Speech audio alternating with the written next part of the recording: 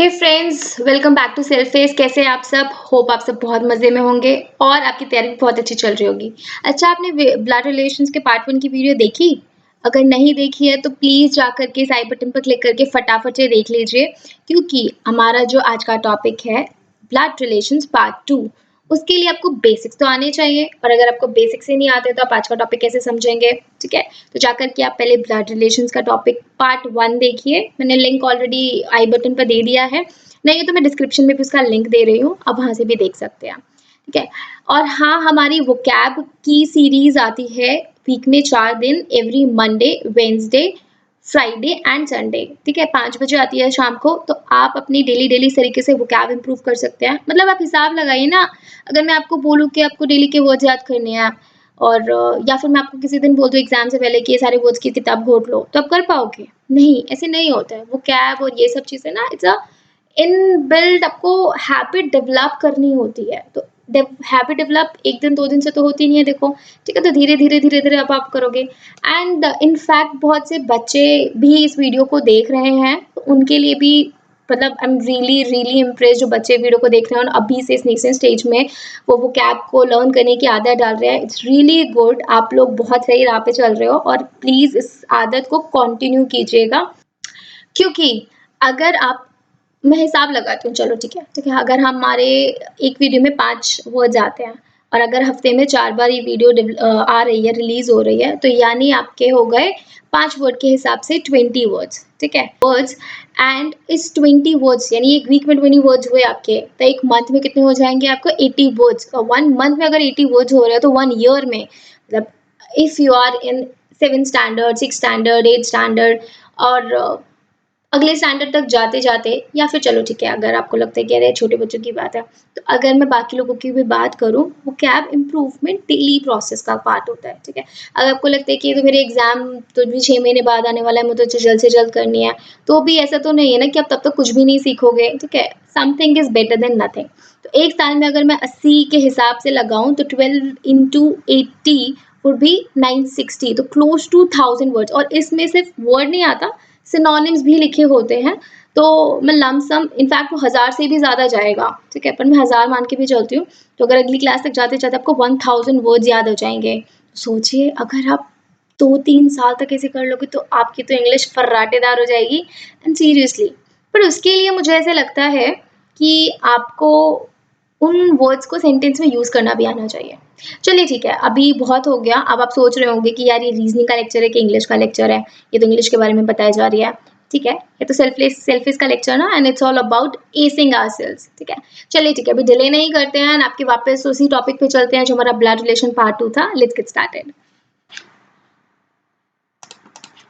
हाँ जी, जैसा कि हमने हमारे फर्स्ट पार्ट में कहा था कि जो नेक्स्ट टाइप के क्वेश्चंस आएंगे वो सिंबल बेस्ड क्वेश्चंस आएंगे। तो सिंबल बेस्ड क्वेश्चन में पहला क्वेश्चन देखते हैं कि क्या है।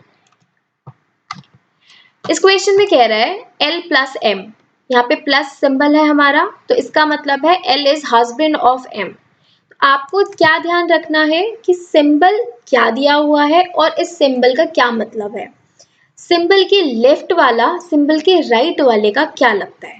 ठीक है, अगर इसमें हम ध्यान दें, प्लस जहां पर भी आपका आएगा वहां पर मतलब है आपको हस्बैंड देखना है और लेफ्ट वाला राइट वाले का है, as per the given statement. ठीक है, देन सेकंड में कहता है L divided by M।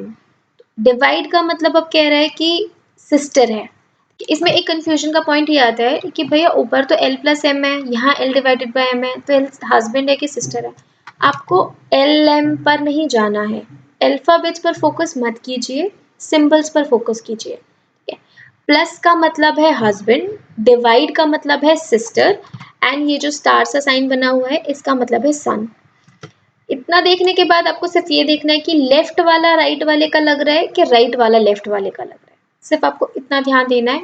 Symbols वो आई मीन अल्फाबेट्स मत देखिए कि अल्फाबेट क्या है। ठीक है, देन फाइनली पूछ रहा है कि W star X plus Y divided by Z, तो how is W related to Z। W का रिलेशन मुझे बताना है Z से। ठीक है, तो इसके लिए मुझे पूरा बनाना पड़ेगा। तो अगर आप कंफ्यूज हो रहे हो कि यहाँ पे तो LM दे रखा है, यहाँ WX दे रखा है, तो अगेन मैं बात में वही बोल रही हूँ, अल्फाबेट्स पे ध्यान मत दीजिए, सिर्फ सिंबल्स पे ध्यान दीजिए। अभी सॉल्व करते करते आपको समझ आएगा कि क्या होगा। जैसे W स्टार X। तो जहां पर भी स्टार है वहां पे LM की जगह मैं W और X को रख देती हूँ, ठीक है। तो ये W है, ये X है। तो नाउ अब ये वाली लाइन क्या बन जाएगी, W is son of X। तो बना लेते हैं, चलिए फटाफट से। W is son of X, सन है तो मैंने इसलिए इसको बॉक्स में डाल दिया।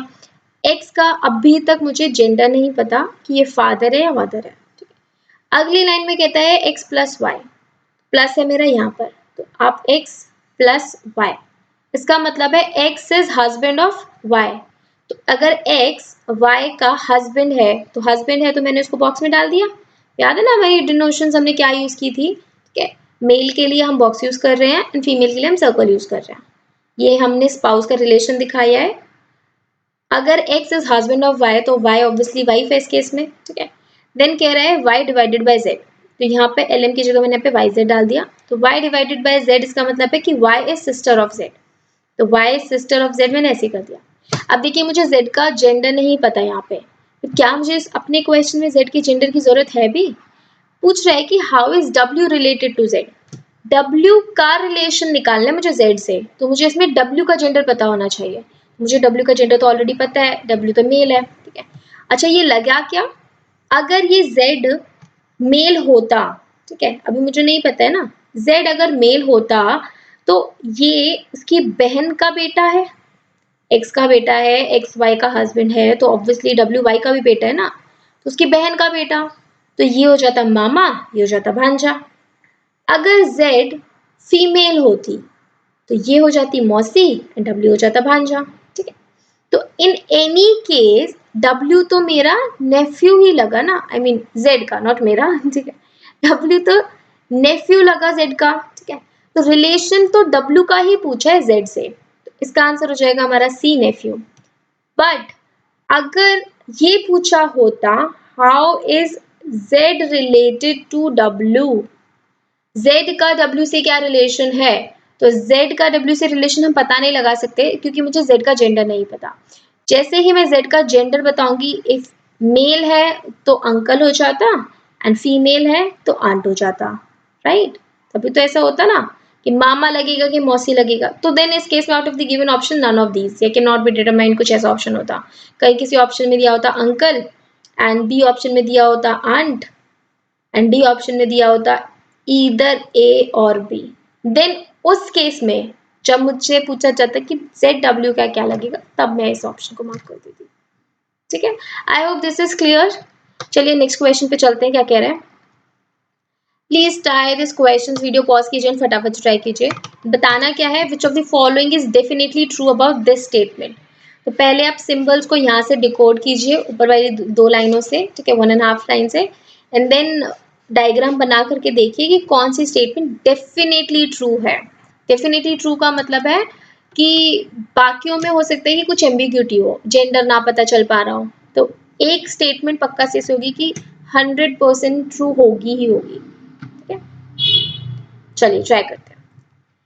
A माइनस बी का मतलब है B सन ऑफ A। अब यहाँ पे ध्यान दीजिए, पिछले क्वेश्चन में होता, अगर मैं पिछले क्वेश्चन के जैसा लेती तो लिखा होता A is son of B। तो यहाँ पर बच्चे जो गलतियां करते हैं वो ये करते हैं कि वो बाय डिफॉल्ट मतलब इतना स्पीड में पढ़ते हैं कि वो ध्यान ही नहीं देते कि A is son of B लिखा है कि B is son of A लिखा है। तो इसका मतलब है बहुत केयरफुल रीडिंग कीजिएगा। एग्जामिनर को पता है आपके वीक पॉइंट्स कहाँ पर है, क्या क्या गलती कर सकते हो और उसको क्या क्या चेक करना है। अगर वो आपकी अलर्टनेस या केयरलेसनेस इन सब चीज़ों को टेस्ट कर रहा है तो वो पक्का से ऐसा कहीं ना कहीं पर देगा, ठीक है। तो A माइनस बी का मतलब है B is son of A, A into B का मतलब है A is brother of B, A divided by B का मतलब है B is sister of A and plus B का मतलब है इज मदर ऑफ B। तो इसका फटाफट से हम बनाते, क्या कह रहे हैं, N into K।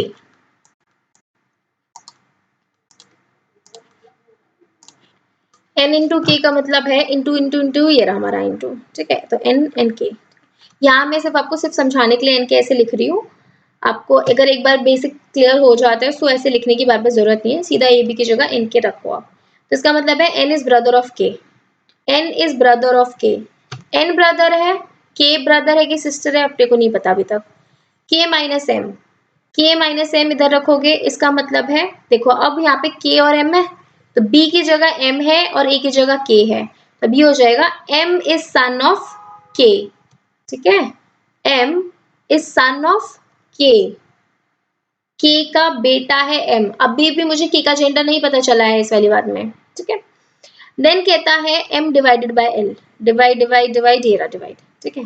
M divided by L, it means L is sister of M, L is sister of M।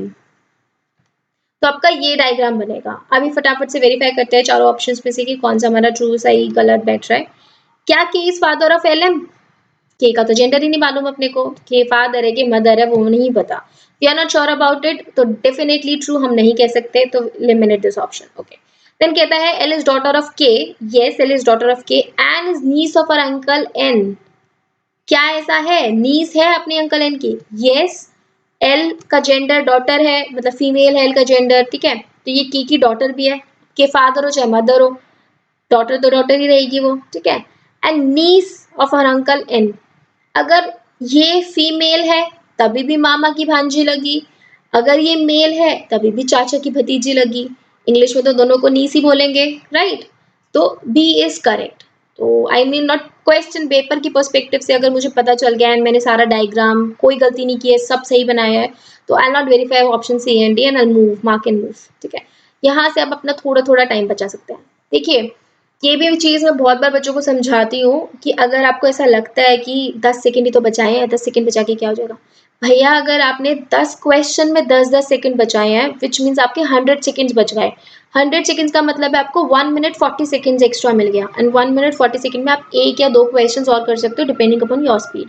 Bye minimum अगर एक क्वेश्चन भी और एक्स्ट्रा कर पाओगे आप, तो जो भी कॉम्पिटिटिव एग्जाम देते हैं उसको एक एक क्वेश्चन की कीमत बहुत अच्छे से पता होती है कि एक क्वेश्चन कैन मेक और ब्रेक योर रिजल्ट, ठीक है। तो अगर आपको 10-10 सेकंड ऐसे ही लगते हैं कि कुछ नहीं होता है 10-10 सेकंड से, तो ट्रस्ट मी बहुत फर्क पड़ता है। तो उस केस में मैं बता रही हूँ कि पेपर में I'll mark and move, I'll not verify it, but यहाँ पे तो ऑब्वियसली मैं आपको कॉन्सेप्ट समझा रही हूँ, ठीक है। तो मैं एक बार बता देती हूँ कि हम कहाँ पर ये हम नलीफाई क्यों कर रहे हैं। K is father of MN, अब अगेन ये इसको हम A के बेसिस पर नलीफाई कर सकते हैं क्योंकि K का मुझे जेंडर नहीं पता, तो I'll not read it पूरा, ठीक है। M is uncle of K is brother M, M uncle है, M तो अंकल तो किसी सेंस में हो ही नहीं सकता। M तो देखो अब नीचे के जनरेशन में है ना, M तो अंकल तो बनेगा ही नहीं, M तो कहीं चाइल्ड बन रहा है, ठीक है। बेटा बोल सकते थे, नेफ्यू बोल सकते थे, अंकल तो आएगा नहीं। अंकल तो N हो सकता है ना, M नहीं होगा, तो इसीलिए भी ये बी एलिमिनेट हो जाएगा। तो ऑप्शन होगा, आंसर होगा हमारा बी। समझ आया? आगे चले, ठीक है। तो ये थे हमारे सिंबल बेस्ड क्वेश्चंस। अब मैंने आपकी प्रैक्टिस के लिए कुछ क्वेश्चंस और लेते हैं जिसमें हमारे पजल, सिंबल, सारी चीजें मिक्स आती हैं, ठीक है। चलिए कुछ मिक्स्ड क्वेश्चंस ट्राई करते हैं हम। फटाफट इस क्वेश्चन को ट्राई कीजिए, वीडियो पॉज कीजिए। हाँ जी, हो गया। शिखा टोल्ड आरुषि, शिखा ने आरुषि से कहा the girl I met yesterday. अच्छा, इसमें आई किसको रेफर कर रहा है? आई रेफर कर रहा है शिखा के लिए, क्योंकि शिखा ने कही ना वाली बात कि आरुषि उसकी कोई दोस्त होगी ना। The girl I met yesterday at the beach was the youngest daughter of the brother in law of my friend's mother. अभी यहाँ पे देखिए, अभी तक जो हमने रिलेशंस माने हैं वो अपने आप खुद से माने हैं, तो यहाँ पे तो मेरी फ्रेंड की मम्मी की बात आ गई। तो या तो अब इसमें अपने आप को शिखा की फ्रेंड मान लीजिए, तो आप रिलेट कर सकते हैं, ठीक है। या फिर अपनी, आप शिखा हो, आप एज्यूम कीजिए अपने आप को, खुद को, कि आप शिखा हो एंड आपकी कोई फ्रेंड है, उसकी मम्मी से आप रिलेट कर सकते हो। आपको जैसा भी कंफर्टेबल आप वैसा करके देख लीजिए, ठीक है। तो हम कैसे लें? चलिए अपनी फ्रेंड से ले लेते हैं, ठीक है। तो कह रहा है कि शिखा की जो फ्रेंड की मम्मी है, यानी मैं शिखा हूँ, मेरी फ्रेंड, इमेजिन कर लीजिए आपकी कोई भी बेस्ट फ्रेंड है, उसकी मम्मी, उनके ब्रदर इन लॉ कौन लगेंगे? जैसे भाभी के देवर, ठीक है। तो उनकी मम्मी के देवर या जेठ, कोई भी, मैं हिंदी में समझा रही हूँ, आपसे आपको से बेटर से समझ आ पाएगा, ठीक है। तो उनके ब्रदर इन लॉ होता है हस्बैंड के भाई। एक बार मैं आपको डायग्राम से समझा देती हूँ, अगर वो बेटर समझ आता है तो। कॉन्सेप्ट क्लियर कर लीजिए पहले, कॉन्सेप्ट क्लियर हो जाएगा तो स्पीड ऑटोमेटिकली बढ़ जाएगी। तो ये है शिखा, शिखा, ओके, ठीक है। ये है शिखा की फ्रेंड, शिखा की फ्रेंड आरुषि नहीं है इधर, आरुषि कोई और बंदी है जिसको शिखा ने बात बताई है। ठीक है, तो इसका कोई भी एक्स वाई जेड नाम ले लेते हैं हम। लेट्स इसका नाम एक्स है, जोजो करके। ठीक है, उसकी मम्मी के ब्रदर इन लॉ लगेंगे। मैंने आपको बताया था लास्ट में, इन लॉ होते हैं जो ससुराल की फैमिली होती है, एंड ब्रदर जो भाई जैसे होते हैं। ठीक है, तो यानी जो इनके हस्बैंड हैं उनके भाई, तो ये शिखा की दोस्त की मम्मी के ब्रदर इन लॉ होगा। ये वाला रिलेशन जो बनेगा ना, this is brother in law का बनेगा। ठीक है, ओके। अब क्या कह रहे हैं, एट द बीच कौन थी, ब्रदर इन लॉ की यंगेस्ट डॉटर, यानी इनकी सबसे छोटी बेटी थी। ठीक है, तो ये वाली चीज है। तो शिखा इससे मिली थी बेसिकली, तो ये कहना चाह रहा है। तो how is the girl related to Shikha's friend. अब क्वेश्चन देखो, ये है वो गर्ल जिससे वो मिली थी बीच पर। ठीक है, गर्ल शिखा की दोस्त से कैसे रिलेट कर रही है। अब यहाँ पे देखो कि शिखा से नहीं पूछा है, शिखा की दोस्त से ही पूछा है। तो शिखा की दोस्त ये जो जोजो है, जोजो से कैसे रिलेट करेगी, ये दोनों तो आपस में कजन्स हो गए ना, तो इसका आंसर क्या हो जाएगा, ए कजन। इसीलिए अगर आपने अपने आप को शिखा की दोस्त माना होता, ठीक है, तो आपके लिए बहुत आसान हो जाता। अभी देखिए समझते हैं शिखा की दोस्ती कैसे होता, कि अभी मैंने शिखा को कैरेक्टर से बाहर कर दिया है, पिक्चर से बाहर है शिखा, बस हमने मान लिया कि कोई मेरी फ्रेंड है, मतलब जिसका नाम शिखा है, तो मैं वो शिखा की दोस्त हूँ जिसके बारे में ये सारी बात बोली गई है। ठीक है, तो यानी मेरी मम्मी के ब्रदर इन लॉ की छोटी बेटी। अब आप देखो खुद पे चले गए हो तो आपको कंपैरेटिवली बेटर समझ आया होगा। मेरी मम्मी के ब्रदर इन लॉ, यानी उनके देवर या जेठ में जो मेरे चाचा या ताऊ लगेंगे, ठीक है, उनकी सबसे छोटी बेटी। मेरी क्या लगेगी, मेरी कजन लगी। तो अभी देखो क्वेश्चन भी शिखा की फ्रेंड, यानी मैं हूं अब शिखा की फ्रेंड, मुझसे पूछा क्या है, आंसर था कजन। एंड ऑब्वियसली देखिए आप क्वेश्चन भी सेंसिबल बनाएगा ना, अब ऐसा थोड़ी पूछ लेगा कि शिखा की दोस्त की कजन शिखा की क्या लगेगी। एंड यहाँ पे ऐसा मत बनाइएगा कि भाई दोस्त का भाई, या दोस्त का भाई भाई होता है अपना, ठीक है, दोस्त का दोस्त दोस्त है, ऐसा नहीं बोलना यहाँ पर। आप ऐसा नहीं कह सकते हो कि भाई ये मेरी दोस्त की कजन है तो ये भी शिखा की कजन लगेगी, नहीं, कजन आपकी रिश्तेदारी में होती है। ठीक है, हाँ आप उसको फ्रेंड कह सकते हो, बट ऐसा क्वेश्चन वो पूछेगा ही नहीं ऑब्वियसली। तो चलिए अगले क्वेश्चन पे चलते हैं, क्या कह रहे हैं। इट्स अ सॉर्ट ऑफ छोटी सी पजल है जिसमें फैमिली ट्री बनाया जाता है, इसको समझिए। In a family of 7 people, 7 लोग हैं, lawyer is married to a teacher and has 3 sons, 1 engineer, 1 doctor and 1 actor. Okay, I'm laughing right now because actually में I know एक कपल है जिनको मैं जानती हूँ, वे काफी नोन में है, जो ये वाली लाइन दी हुई है ना, lawyer is married to teacher, that is really true for them. तो इसीलिए लाइन पढ़ते ही मुझे थोड़ी सी स्माइल आ गई, but they do not have 3 sons. Okay sorry.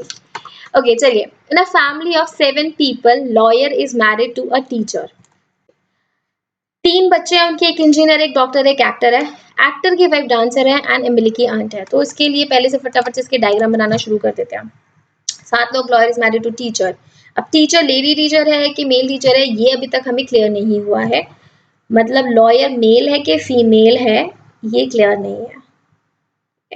ये अपने उस पे मत जाइएगा कि हमारे रियल लाइफ में क्या होता है, एकदम से लॉयर बोला तो लॉयर आते ही दिमाग में मेल की इमेज बनती है, टीचर आती ही फीमेल की इमेज बनती है, ऐसा नहीं करना है आपने। ठीक है, चाहे जो भी हो, जब तक मुझे क्वेश्चन में जेंडर स्पेसिफिक मेंशन ना किया हो, आप स्पेसिफिक मेंशन नहीं करेंगे, आप उसको केस मान के चलेंगे। Lawyer is married to teacher, ये दोनों कपल हैं, जेंडर नहीं पता। इनके 3 बेटे हैं, बच्चे भी मतलब 3 बेटे हैं, जिनमें से एक इंजीनियर मान लेते हैं इनको, ये डॉक्टर साहब हैं और ये हमारे एक्टर हैं। ठीक है, एक्टर की वाइफ डांसर है, इनकी वाइफ हो गई, ये है डांसर, नीचे लिख देती हूँ, चलो सारा नीचे लिखा है तो। एंड ये एमिली की आंट है। एमिली अभी तक नहीं पता, पर देखो अगली लाइन में लिखा हुआ है, एमिली किसकी बेटी है, इंजीनियर साहब की बेटी है एमिली। ये इंजीनियर साहब है, इनकी वाइफ अभी तक हमें बताया नहीं है, मैंने इसे बना दिया। इनकी बेटी का नाम है एमिली। ओके, क्वेश्चन क्या कह रहा है, how is doctor related to Joseph. Joseph Joseph Joseph, okay, तो जोसेफ हमारा यहाँ पर है। Okay, Emily the daughter of engineer learns martial arts, जिसका हमारा कोई यूज नहीं है। ठीक है, अच्छी बात है, मार्शल आर्ट सीख रही है, बढ़िया, अच्छी चीज है, आजकल लड़कियों को सब चीजें आनी चाहिए। विद हर ब्रदर जोसेफ, जो जोसेफ है एमिली का भाई, ये है जोसेफ साहब। ठीक है, क्वेश्चन कह रहा है how is doctor related to Joseph, ये है डॉक्टर साहब, ये है जोसेफ। डॉक्टर जोसेफ का क्या लगता है, ये लास्ट की लाइन को प्लीज बहुत ध्यान से पढ़िएगा। डॉक्टर का जोसेफ से रिलेशन पूछा है या जोसेफ का डॉक्टर से रिलेशन, दोनों में बहुत फर्क हो जाएगा।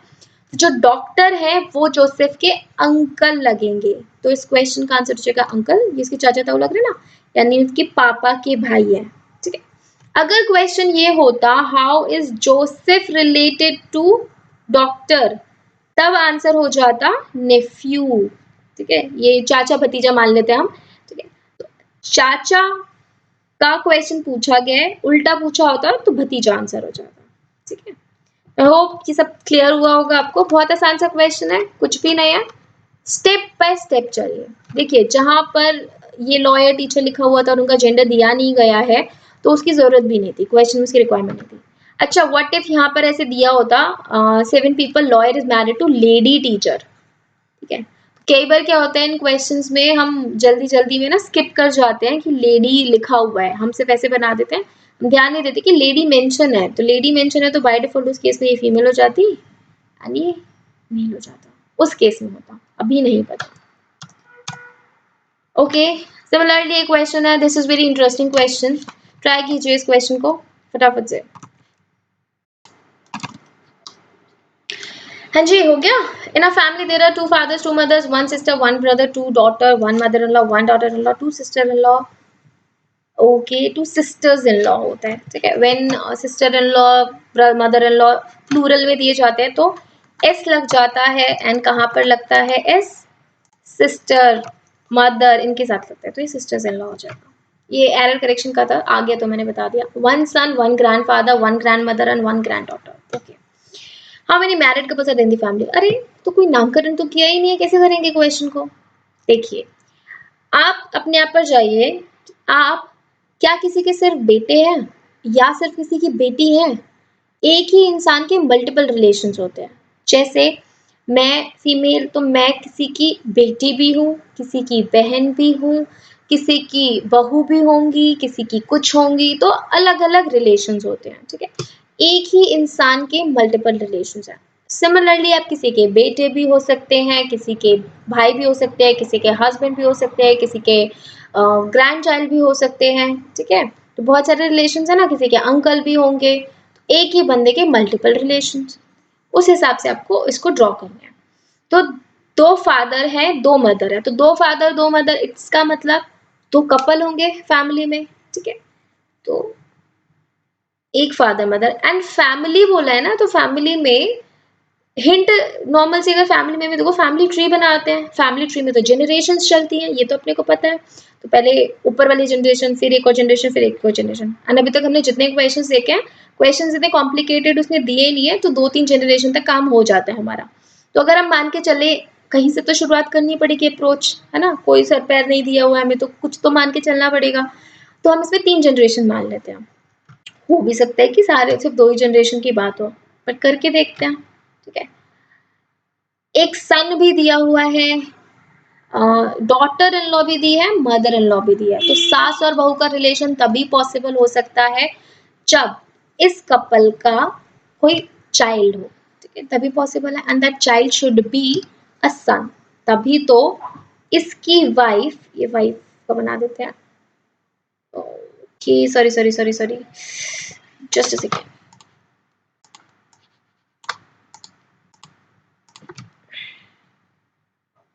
ऐसे, नाउ दिस इज फाइन। ठीक है, तो इन दोनों का बेटा, मैं थोड़ा नामकरण कर देती हूँ ताकि आपको समझना आसान हो। Let's say this is A, this is B, this is C, this is D, ताकि बताने में आसान लगे।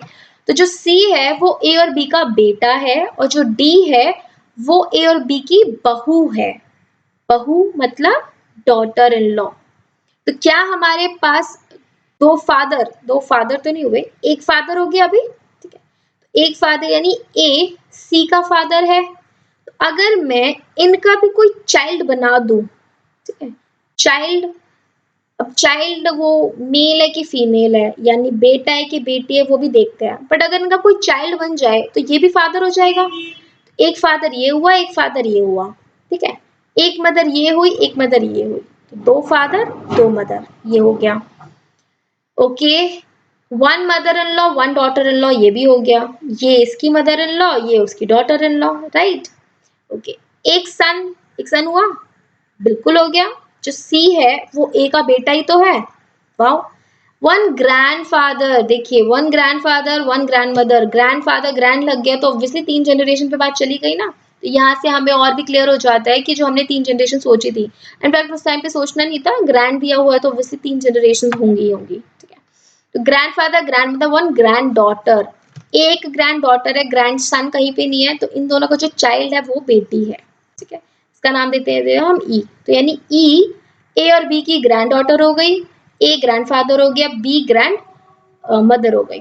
ओके, अब हमारा क्या बच गया, एक sister brother two daughter, two डॉटर में से एक डॉटर हमारी हो चुकी है पूरी ई। अब एक डॉटर को कहाँ लगाया जाए कि भाई बहन का रिलेशन भी आ जाए। अगर मैं यहाँ पर एक और डॉटर लगा दूंगी तो 2 ग्रैंड डॉटर्स हो जाएंगी, ठीक है।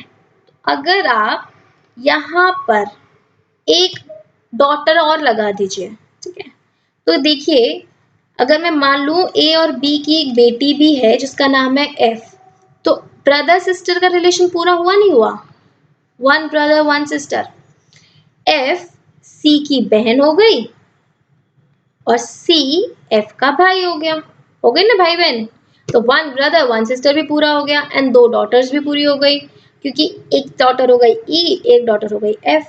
अब क्या रिलेशन बचा, 2 sisters in law, 2 sisters in law कहाँ से आएंगी, ये सिस्टर इन लॉ कैसे होती है, 2 sister in law, sister in law किसको कहा जाता है, बताओ बताओ बताओ बताओ। सिस्टर इन लॉ बोला जाता है, साली को भी सिस्टर इन लॉ बोला जाता है, भाभी को भी सिस्टर इन लॉ बोला जाता है और ननद को भी सिस्टर इन लॉ बोला जाता है, ठीक है। तो यहाँ पर बहुत ध्यान से देखेंगे तो एफ और डी आपस में सिस्टर इन लॉ ही तो हैं, और क्या है, भाभी ननद का रिलेशन ही तो आ रहा है।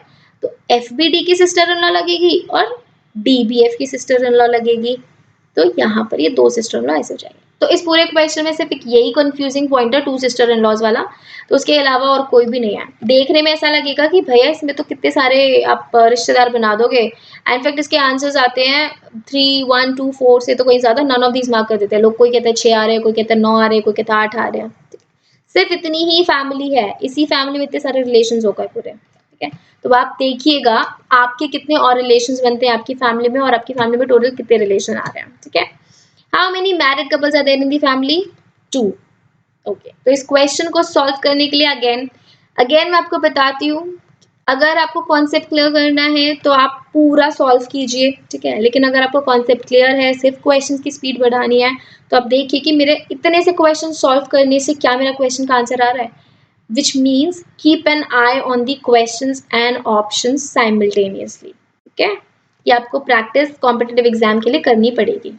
How many married couples are there in the family, 2 हो गए हमारा। अगला क्वेश्चन देखते हैं, 12 to 14 है ये इसमें। How many female members in the family, कितनी फीमेल मेंबर्स आई थी हमारी फैमिली में, देखा था अभी हमने, कितनी फीमेल मेंबर्स हैं यहाँ पे, देखिए सॉरी 1 बी हो गई, एक एफ हो गई, एक डी हो गई और एक ई हो गई। 4 फीमेल मेंबर्स हैं, 2 मेल मेंबर्स हैं, मीन्स नारी शक्ति जिंदाबाद, है ना। तो 4 फीमेल मेंबर्स आ रही है, तो इस क्वेश्चन का आंसर क्या हो जाएगा हमारा, C would be correct answer. And the last question कहता है what is the maximum number of people in the family, कितने लोग आए थे हमारे, 6 तो लोग आए थे, 4 फीमेल एंड 2 मेल, तो answer would be B, 6 would be correct answer. ठीक है, समझ आया होगा, नहीं आया तो आप दोबारा से वीडियो पॉज करके वीडियो रिवाइंड करके एक बार देखिएगा आराम से तसल्ली से। Moving on to next question, question number 15 क्या कहता है, PLTBND, ये नाम जान करके कंफ्यूज करने के लिए दिए जाते हैं। 6 members of a business family, N is son of B, okay. अभी देखो बहुत आसान सा क्वेश्चन है, बता रखा है son of B who is not mother of D, daughter of D, sister of T, and ये एक्चुअल SSC CGL का स्टाफ सिलेक्शन कमीशन CGL का 2021 का क्वेश्चन है, ठीक है, जो 2021 पिछले साल में आया था, 2020 वाले पेपर का। ओके, फटाफट से बनाते हैं। तो अगर आपको एक क्वेश्चन फटाफट से आप क्लिक कर देते हो तो आप समझ सकते हो कि हाँ आप सही ट्रैक पर हो, ठीक है, तैयारी आपकी अच्छी है। 6 मेंबर्स हैं, N is son of B, N is son of B। अगर आपकी प्रिपरेशन अच्छी है तो आई थिंक ये क्वेश्चन आपको with in 20 to 30 second solve कर देना चाहिए, अगर आपकी अच्छी तैयारी है तो। N is son of B, who is not mother of N। अगर B N की मदर नहीं है तो कौन हो, फादर होगा, मैंने मना कर दिया कि भैया मदर नहीं है, तो ऑब्वियसली फादर हुआ ना, ठीक है। L is brother of B, L जो है वो बी का ब्रदर है, okay. D and B are married couple, तो डी जो है वो बी की वाइफ हो जाएगी, मैरिड कपल है तो। T is the daughter of D, T D की बेटी है, डी की बेटी है तो ऑब्वियसली बी की बेटी भी होगी, एंड इसका मतलब वो एन की बहन होगी, राइट, तभी तो डी की बेटी हुई। Who is sister of P, now this who is referring to who, देखिए हु जो भी आता है ना वो हमेशा नियरेस्ट सब्जेक्ट को रेफर करता है, नियरेस्ट सब्जेक्ट है मेरा हु के पास में डी, ठीक है, इसीलिए दिस हु डी के लिए कहा गया है। T is daughter of D, D जो कि पी की बहन है, तो डी पी की बहन है। अब यहाँ पे देखिए मुझे पी का जेंडर नहीं पता है, डी पी की बहन है, पी मेल है कि फीमेल है अपने को नहीं मालूम, ठीक है। तो who is referring to nearest subject D and D is sister of P. How is N related to T, N T से रिलेट कैसे करता है बताओ, यहाँ पे तो इस लाइन की तो जरूरत ही नहीं थी, आई मीन इस पार्ट की तो जरूरत ही नहीं थी ना, इसका तो कोई यूसेज ही नहीं है। How is N related to T, N T का क्या लगा, brother.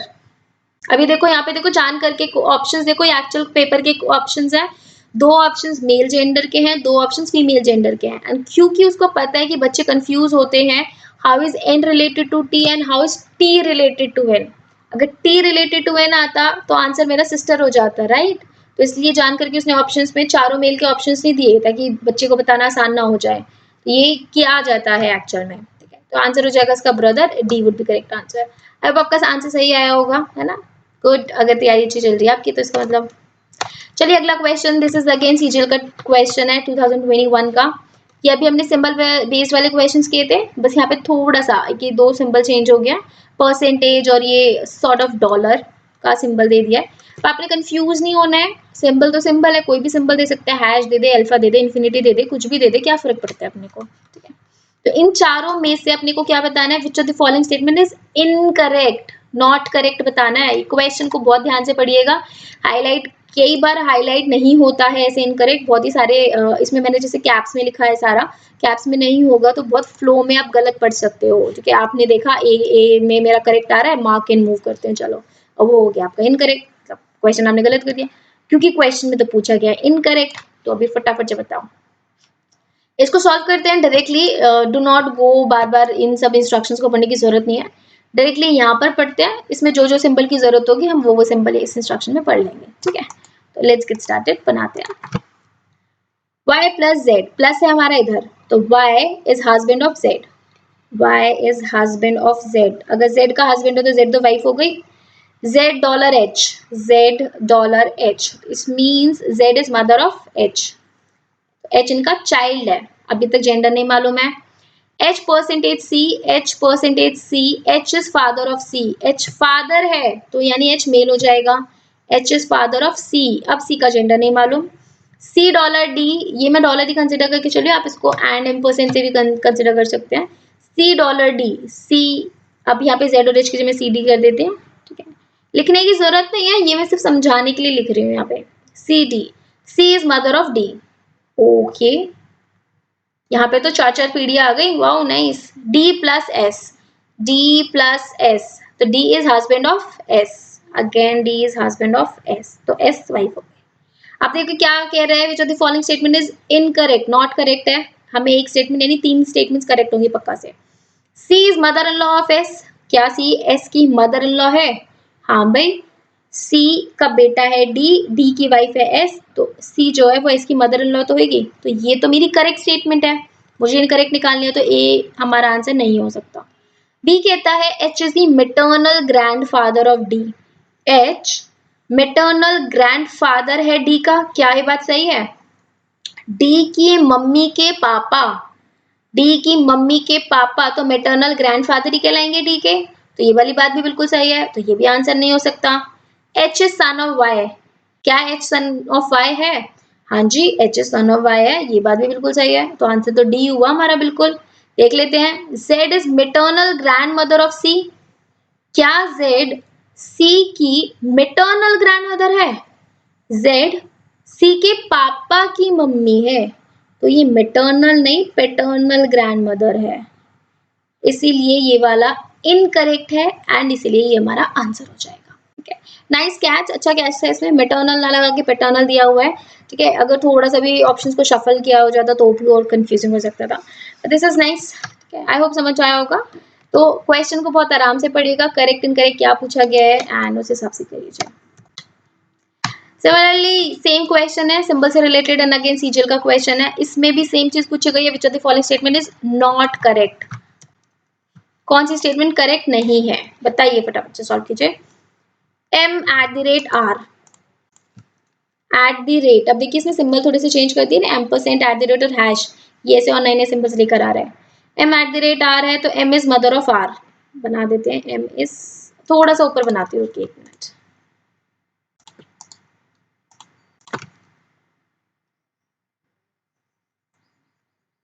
m is mother of r percentage k, r is sister of k, r percentage k का मतलब हो जाएगा r is sister of k, तो r sister है k की तो उसको हमने फीमेल बना दिया r को। k hash g, k hash g hash हमारा फर्स्ट स्टेटमेंट में दिया हुआ है तो k is son of g हो जाएगा, k is son of g। अभी बताना जरा, k अगर r का भाई बन रहा है, r m की बेटी है तो k भी तो m का बेटा हुआ, पर यहाँ पे तो कह रहा है कि भैया k is son of g, तो it means m and g जो है वो मैरिड कपल हुए ना, तभी तो ये चीज पॉसिबल हो पाएगी कि ये अगर मदर है तो ये फादर हुआ, अगर ये इसकी बेटी है, ये इसका भाई है तो ये इसकी भी बेटा हुआ, राइट। और ये अगर इसका चाइल्ड है तो ये दोनों आपस में मैरिड कपल होंगे, तभी पॉसिबल है। ठीक है, तो ये चीज उसमें कहीं नहीं है, लेकिन ये चीज आपने समझनी है कि अगर ऐसा डायग्राम बन रहा है तो तभी पॉसिबल है जब हस्बैंड वाइफ का रिलेशन हो, उसका बेटा है, भाई है, वो उसका बेटा है, ऐसे ही पॉसिबल होगा। ठीक है, तो ये आपने कंप्लीट करने हैं साइकिल। ओके, हम कहाँ तक पहुंच गए थे, k हैश g तक। आगे कह रहे हैं g hash n, again g is son of n, g is son of n। ठीक है, इसीलिए मैंने थोड़ा सा स्पेस छोड़ दिया था ऊपर। देन कह रहा है n ampersand t, n ampersand t, n is wife of t, n is wife of t। तो अगर T की वाइफ है तो T हस्बैंड हो जाएगा। इट मीन्स जो G है वो N और T का बेटा है। ठीक है, अब विच of the following statement is not correct हम निकाल सकते हैं easy. M is mother of K, क्या M की मदर है? बिल्कुल सही। तो अगेन अगर आप ये वाला चीज सॉल्व नहीं कर पाते कि M R की मदर है, R जो है वो K की बहन है, K जो है वो G का चाइल्ड है, अगर ये वाली चीज आप नहीं सॉल्व करते तब यहाँ पे स्टक हो जाते। M is mother of K is definitely correct and is not our answer because हमें क्या फाइंड आउट करना है, नॉट करेक्ट। बी ऑप्शन कहता है R is daughter of G, क्या R G की बेटी है? बिल्कुल सही, ये भी आंसर नहीं हो सकता। T is paternal grandfather of M, T is paternal grandfather of M है, बताइए। M का paternal grandfather है? नो, ये तो जो T है वो तो M का फादर इन लॉ है ना। देखिए M के हस्बैंड के फादर ही तो है T, तो जो T है वो M का ग्रैंडफादर तो है ही नहीं, जो पैटर्नल मैटर्नल तो दूर की बात है, ग्रैंडफादर थोड़ी है, फादर इन लॉ है ना। तो ये वाली statement is not correct, it means this is our answer. Answer मिल गया हमें, हाँ जी। चलिए डी पे फिर भी एक बार पढ़ लेते हैं कि क्या कह रहा है। N is the paternal grandmother of K, N is the paternal grandmother of K, yes this is correct. K father है जी, जी की मदर है एन, तो this option was correct and is not our answer, तो our answer would be C. ठीक है, okay moving on to next question. ये जो question है आपके एसएससी सीपीओ के एग्जाम में आया हुआ है। Pointing to a lady in the photograph, Amit ने कहा एक फोटोग्राफ की तरफ देखते हुए जिसमें एक लेडी की फोटो है। ठीक है, she is the mother of the only grandson of my mother. ये अमित की एज इट इज लाइन है जिसमें कहा है कि वो जो फोटो में बंदी है वो मदर है किसकी, सॉरी स्टेप बाय स्टेप चलिए। वो जो बंदी है फोटो में वो मदर है किसकी, ओनली ग्रैंडसन, एक लौता ग्रैंडसन है of my mother. My is referring to whom यहाँ पे, good Amit, my is referring to Amit. तो अमित कह रहा है now assume yourself you are Amit, and आपने ये लाइन बोली है। ठीक है, तो अब आप पीछे से इसको डिकोड करना शुरू कीजिए। मेरी मम्मी के इकलौते ग्रैंडसन की मदर, कौन होगी? दोबारा बोलती हूँ, अमित ने कहा ना मेरी मम्मी के इकलौते ग्रैंडसन। तो पहले आप अपनी मम्मी को इमेजिन कीजिए। मम्मी को इमेजिन कर लिया, उनके इकलौते ग्रैंडसन कौन होंगे? जनरली हम पापा वाली हायरार्की फॉलो करते हैं, तो उनके ग्रैंडसन जिसको हम नाती या देवता बोलते हैं हिंदी में, ठीक है। तो अगर बेटी का बेटा है तो उस हिसाब से लगा लीजिए, और बेटे का बेटा उस हिसाब से लगा लीजिए। मैं थोड़ा बेटे के बेटे से समझा देती हूँ, बिकॉज जनरली हमें वो चीज़ ज़्यादा समझ आ पाती है, ठीक है। तो एंड यू आर अमित, ठीक है, आप अमित हैं, तो यू आर अ मेल, आप उस कैरेक्टर में जाइए। तो आप अपने आप को, जब आप फीमेल भी हैं तो आप ये मत सोचिएगा कि बेटी वाला ले लेते हैं, अमित ने लाइन कही है। मेरी मम्मी के इकलौते बेटे, यानी उनके बेटे का बेटा, उनका ग्रैंडसन, ठीक है। मेरी मम्मी के इकलौते ग्रैंडसन, सॉरी, ठीक है। उनके बेटे का बेटा ही तो मेरी मम्मी का ग्रैंडसन लगा। उसकी मम्मी, उस ग्रैंडसन की मम्मी, मेरी मम्मी का बेटा तो मैं हुआ यानी अमित, उसका बेटा यानी मेरा बेटा, उसकी मम्मी यानी मेरी वाइफ लगी, राइट। तो how is the lady related to Amit? तो लेडी अमित की कौन हो गई? वाइफ। तो इसमें देखिए हमें बिल्कुल पेन चलाना नहीं पड़ा, क्योंकि आपने इमेजिन किया। तो अगर आप इसको इमेजिन कर सकते हैं, खुद से समझ पा रहे हो ना, पेन पेपर की बिल्कुल रिक्वायरमेंट नहीं है। फिर भी मैं डायग्राम से समझा देती हूँ। ये था अमित। अमित ने कहा है she is the mother of the only grandson of my mother. पहली बात तो यहाँ से कैचिंग स्टार्ट है, माई मदर, तो पहले तो अमित की मदर बना दो, ठीक है। उसका ग्रैंडसन कौन होगा? यानी बेटे का बेटा, ये हो गया ग्रैंडसन, ठीक है। उसकी मम्मी, इस ग्रैंडसन की, ये ग्रैंडसन है, इसकी मम्मी कौन होगी? यानी अमित की वाइफ। यही तो उसकी मम्मी हो गई। तो शी, ये इसकी है, ये जो है ना, इसकी फोटो देख के बोल रहा है, फोटो में यही बनती है। तो how is the lady related to Amit? Lady Amit की वाइफ हो जाएगी। अभी फोटो से अगर वैसे नहीं समझ आया तो आई होप डायग्राम से समझ आ गया होगा, ठीक है। चलिए लास्ट क्वेश्चन है ऑफ द डे। ये SBI PO में आया है 2017 में, ठीक है। ये आपके बैंकिंग एग्जाम में भी आएंगे, SSC एग्जाम्स में भी आते हैं, डिफेंस में भी आते हैं, जो इजी लेवल के क्वेश्चन होते हैं। फटाफट से study the following carefully, answer the questions, okay. D is the mother of E, who is the sister of F, A is the father of C, B is the wife of A, F is the son of C। ये अभी देखिए हमने इस type के questions किए हुए हैं, do not think कि ये तो नया टाइप का क्वेश्चन है, नहीं। इसी टाइप के क्वेश्चंस को मैंने आपको पजल फॉर्म में यानी पैराग्राफ की फॉर्म में दिया था, या मैंने पॉइंटर की फॉर्म में दिया है, ठीक है। अगर आप इसको सॉल्व करेंगे, सॉल्व करके मैं आपको होमवर्क दूं, आप मुझे सॉल्व करके बताएंगे इसके आंसर। क्वेश्चन नंबर 19 ये कहता है एंड क्वेश्चन नंबर 20 ये कहता है, बताओगे? चलिए ठीक है, I leave this question to you. आप मुझे 19 क्वेश्चन का स्क्रीनशॉट ले लीजिए, या फिर वीडियो पे आकर के देख सकते हैं इसका और इस क्वेश्चन, इन दोनों क्वेश्चन के आंसर सॉल्व करके प्लीज कमेंट सेक्शन में आंसर्स के लेके बताइएगा, ठीक है।